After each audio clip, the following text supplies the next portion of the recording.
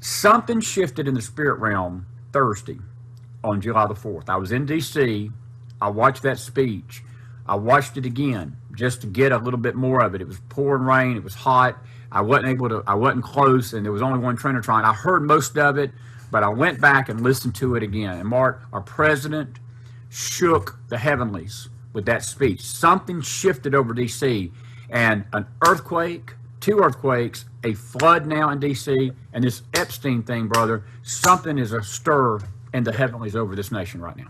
Absolutely. And what people have to understand is that this Epstein thing is huge. This is way bigger than most people can realize. Everybody, the naysayers out there that have been out there saying nothing's happening, they're getting impatient. Here's your first high-profile arrest right here. Right. And this is what's, Katie barred the door because this is what's going to open the floodgates, which we'll talk about in a minute. And so between this guy and El Chapo, which gets sentenced on the 17th of this month, this is not a coincidence. No, it's not. That all this stuff's happening at the same time. These 2 guys alone, Chris, could literally take down most of D.C.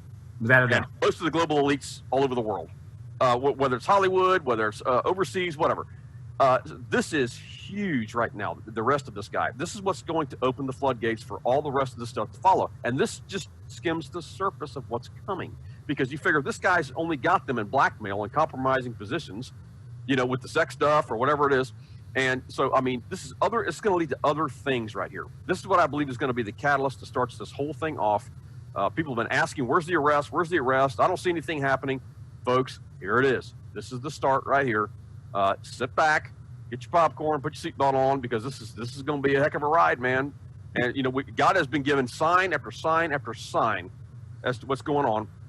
And we've had 2 earthquakes. And so we've had 2 earthquakes in California, which was centered underneath China Lake, which is not a coincidence either.